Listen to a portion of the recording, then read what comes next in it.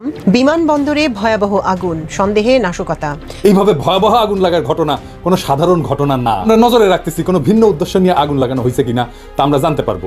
ঠিকই ক্ষতিগ্রস্ত হয়েছে সেইটা দেখা, বিশেষ করে অর্থ পাচার বা দুর্নীতির ফাইল বা বিডিআর হত্যাকাণ্ড সংক্রান্ত ফাইলগুলো ক্ষতিগ্রস্ত হয়েছে কিনা তা আমরা জানতে পারবো। 4 দিনের ব্যবধানে দেশের 3টি গুরুত্বপূর্ণ স্থাপনায় ভয়াবহ অগ্নিকাণ্ডের ঘটনা ঘটেছে। মিরপুর থেকে চট্টগ্রাম, এমনকি হযরত শাহজালাল আন্তর্জাতিক বিমানবন্দর।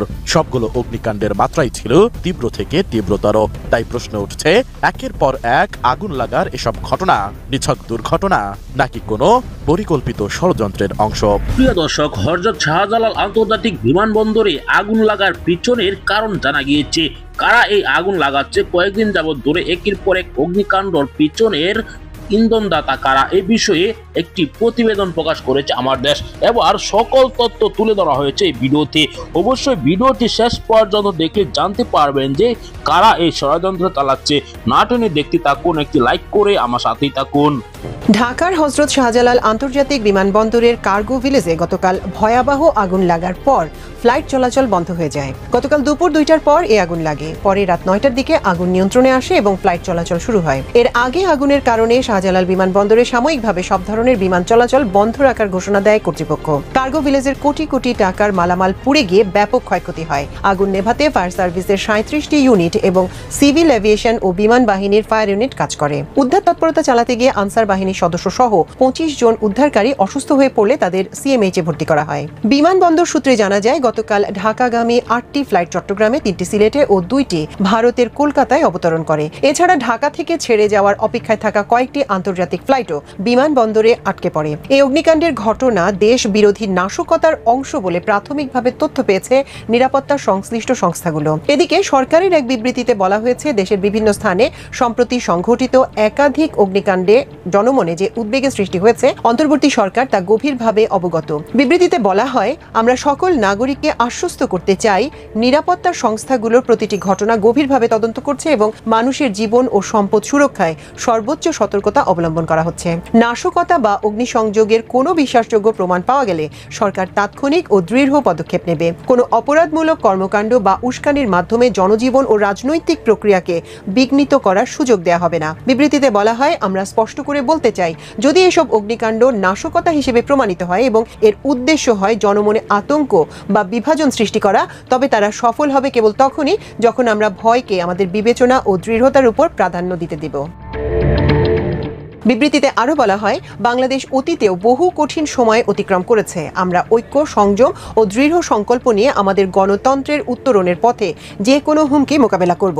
আমাদের ভয় পাওয়ার কিছু নেই। এদিকে অগ্নিকাণ্ড তদন্তে 7 সদস্যের কমিটি গঠন করেছে বিমান বাংলাদেশ এয়ারলাইন্স। কমিটিকে আগামী 5 কার্যদিবসের মধ্যে তদন্ত প্রতিবেদন দাখিল করতে হবে। কমিটির সভাপতি হিসেবে দায়িত্ব পালন করবেন বিমান ফ্লাইট সেফটি চিফ। অন্যদিকে শাহজালাল আন্তর্জাতিক বিমানবন্দরে কর্মরত এক প্রত্যক্ষদর্শী জানান, আগুন লাগার পরপরই দুর্ঘটনা এড়াতে হ্যাঙ্গারে থাকা কয়েকটি বিমান কিছুটা দূরে নিরাপদ স্থানে সরিয়ে নিতে দেখেছেন তিনি। বিমানবন্দর সূত্রে জানা যায়, বিমানবন্দরের 8 নম্বর গেটের পাশে আমদানি কার্গো কমপ্লেক্সে লাগা আগুন দ্রুত পুরো ভবনে ছড়িয়ে পড়ে। আগুন এতটাই ভয়াবহ যে শহরের বিভিন্ন প্রান্ত থেকে কালো ধোঁয়া উঠতে দেখা যায়। বেবিচকের জনসংযোগ কর্মকর্তা কাউসার মাহমুদ বলেন, ঘটনার পরপরই বিমানবন্দর ফায়ার সেকশন, বাংলাদেশ বিমান বাহিনীর ফায়ার ইউনিট, নৌবাহিনী এবং অন্যান্য সংশ্লিষ্ট সংস্থা দ্রুত ঘটনাস্থলে পৌঁছে সম্মিলিতভাবে আগুন নিয়ন্ত্রণে কাজ শুরু করে। ফায়ার সার্ভিস সদর দপ্তরের কর্মকর্তা তালহা বিন জসিম সাংবাদিকদের বলেন, আমরা দুপুর 2:30টার দিকে আগুনের খবর পাই। এরপর দ্রুত ঘটনাস্থলে দমকল কর্মীদের পাঠানো হয়েছে। গতকাল সন্ধ্যার পর দুর্ঘটনাস্থল পরিদর্শন করেন বেসামরিক বিমান পরিবহন ও পর্যটন উপদেষ্টা শেখ বশিরউদ্দিন। এ সময় তিনি জানান, আগুন যেখানে লেগেছে এর পুরোটাই আমদানি কার্গো। রপ্তানি কার্গো পুরোপুরি নিরাপদে রয়েছে। আগুন অনেকটাই নিয়ন্ত্রণে চলে এসেছে। রাতের মধ্যে পরিস্থিতি স্বাভাবিক করতে চেষ্টা করা হচ্ছে। বিমানবন্দরের কার্গো ভিলেজ এলাকায় অগ্নিকাণ্ডের কারণে গতকাল বিমান চলাচল সাময়িকভাবে বন্ধ করে কর্তৃপক্ষ। আর নিরাপত্তাজনিত কারণে ঢাকাগামী কয়েকটি ফ্লাইট বিকল্প রুটে পাঠানো হয়েছে। এর মধ্যে চট্টগ্রাম ও সিলেটে বহু ফ্লাইট অবতরণ করেছে। ঢাকা থেকে ছেড়ে যাওয়ার অপেক্ষায় থাকা কয়েকটি আন্তর্জাতিক ফ্লাইট আটকে আছে। বিমানবন্দর কর্তৃপক্ষ জানিয়েছে যাত্রীদের নিরাপত্তার সর্বোচ্চ গুরুত্ব দেওয়া হচ্ছে। কার্গো ভিলেজ এলাকার আগুন পুরোপুরি নিয়ন্ত্রণে আসার পর স্বাভাবিক ফ্লাইট চলাচল পুনরায় শুরু হবে। গতকাল চট্টগ্রাম শাহ আমানত আন্তর্জাতিক বিমানবন্দরে অবতরণ করেছে শাহজালাল বিমানবন্দরের 8টি ফ্লাইট। শাহ আমানত বিমানবন্দরের জনসংযোগ কর্মকর্তা ইব্রাহিম খলিল জানান, ভয়াবহ অগ্নিকাণ্ডের কারণে শাহজালাল বিমানবন্দরে শনিবার বিকেল 4টার দিকে সব ধরনের উড়োজাহাজের ওঠানামা বন্ধ ঘোষণা করা হয়। এ কারণে চট্টগ্রাম থেকে ঢাকার উদ্দেশ্যে ছেড়ে যাওয়া দুটি ডোমেস্টিক ফ্লাইট ফের চট্টগ্রামে ফিরে আসে। বিকেল 5টা 10 পর্যন্ত আন্তর্জাতিক রুটের আরও 6টি ফ্লাইট চট্টগ্রাম বিমানবন্দরে অবতরণ করে। আগুনের তীব্রতা না কমলে এই সংখ্যা আরও বাড়তে পারে। শাহজালাল বিমানবন্দরের কার্গো ভিলেজের অগ্নিকাণ্ডের পর 3টি ফ্লাইট অবতরণ করেছে সিলেট ওসমানী আন্তর্জাতিক বিমানবন্দরে। গতকাল সিলেট ওসমানী আন্তর্জাতিক বিমানবন্দরের পরিচালক মোহাম্মদ হাফিজ আহমেদ এ তথ্য নিশ্চিত করেন। এছাড়া ভারতের কলকাতায় 2টি ফ্লাইট অবতরণ করেছে বলে জানা যায়। সম্প্রতি দেশের গুরুত্বপূর্ণ স্থাপনা ও ব্যবসায়িক প্রতিষ্ঠানে একের পর এক ভয়াবহ অগ্নিকাণ্ডের ঘটনা দেশ বিরোধী নাশকতার অংশ বলে প্রাথমিকভাবে তথ্য পেয়েছে নিরাপত্তা সংশ্লিষ্ট সংস্থাগুলো। উচ্চ পর্যায়ের নিরাপত্তা সংশ্লিষ্ট সূত্রে জানা গেছে, ধারাবাহিক অগ্নিকাণ্ডের সর্বশেষ ঘটনা ঘটেছে হযরত শাহজালাল আন্তর্জাতিক বিমানবন্দরের কার্গো ভিলেজে। এটি নিছক দুর্ঘটনা নয়, বরং সুপরিকল্পিত নাশকতার অংশ। সূত্র জানায়, প্রাথমিক প্রমাণের ভিত্তিতে নিরাপত্তা সংস্থাগুলো এই ঘটনার পেছনে আমদানি সংশ্লিষ্ট 2টি প্রতিষ্ঠানের যোগসাজশ চিহ্নিত করেছে।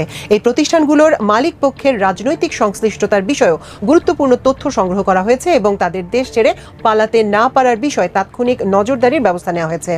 নাশকতার পরিকল্পনাকারীদের প্রধান লক্ষ্য ছিল 2টি: 1. রাষ্ট্রীয় নিরাপত্তা বিঘ্নিত করা, 2. বিদেশি বিনিয়োগকারীদের মধ্যে আতঙ্ক সৃষ্টি করে তাদের নিরুৎসাহিত করা।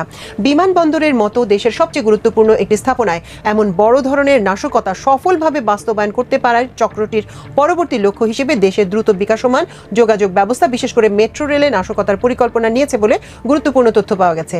এছাড়া গুরুত্বপূর্ণ সরকারি, বেসরকারি এবং সামরিক সংশ্লিষ্ট স্থাপনায় স্যাবোটেজ ঘটানোর পরিকল্পনা রয়েছে। সংশ্লিষ্ট সূত্র জানায়, দেশের বিরুদ্ধে ষড়যন্ত্রকারীরা গত 5 দিনের মধ্যে একের পর এক 3টি গুরুত্বপূর্ণ স্থানে তাদের নাশকতার প্রমাণ রেখেছে। এই ধারাবাহিকতার শুরু হয় গত 14 অক্টোবর মঙ্গলবার। সেদিন ঢাকার মিরপুরের রূপনগর এলাকার একটি কেমিক্যাল গোডাউন ও সংলগ্ন পোশাক প্রিন্টিং কারখানায় ভয়াবহ অগ্নিকাণ্ডের ঘটনা ঘটে। এই ঘটনায় 16 জন মানুষ পুড়ে অঙ্গার হন এবং দগ্ধ হন আরও অনেকে। কেমিক্যাল গোডাউনে রাসায়নিক দ্রব্য থাকায় আগুন দ্রুত ছড়িয়ে পড়ে এবং বিপুল পরিমাণ সম্পদের ক্ষতি হয়। দর্শক, গত কয়েকদিন যাবৎ ধরে একের পর এক অগ্নিকাণ্ডের ঘটনা ঘটে চলেছে বাংলাদেশের এরকম ঘটনা কিন্তু বিরল। আপনারা জানেন, কয়েকদিন আগে চট্টগ্রামে আগুন লেগেছে, এর আগে মিরপুরে আগুন লেগে 16 জনের প্রাণ চলে গিয়েছে। এই ঘটনা নড়ে চড়ে বসেছে পুলিশ প্রশাসন। এবার আসল তথ্যগুলা বেরিয়ে আসছে।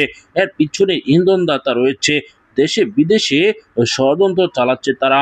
দর্শক, পলাতক শেখ হাসিনা তিনি অর্থ সহযোগিতা করে এরকম আগুন লাগাচ্ছে। দর্শক, আপনারা এই ভিডিওতে দেখেছেন বাংলাদেশের সর্বশেষ আপডেট নিউজের একটি বিস্তারিত খবর। দর্শক, আপনারা জানেন, বর্তমান সময়ের এরকম ঘটনা কিন্তু কেউ মেনে নিতে পারছেন না।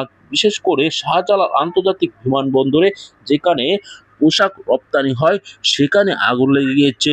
দর্শক, এরকম ঘটনার পর কিন্তু এটি বুঝতে বাকি নেই যে ষড়যন্ত্র। কেননা শাহজালাল আন্তর্জাতিক বিমানবন্দর এলাকার মতো একটি নিরাপদ স্থানে কিভাবে আগুন লাগানো হয়েছে, একে ভিতরের কোনো কর্মকর্তায় আগুন লাগিয়েছে বলে সন্দেহ প্রকাশ করা হচ্ছে।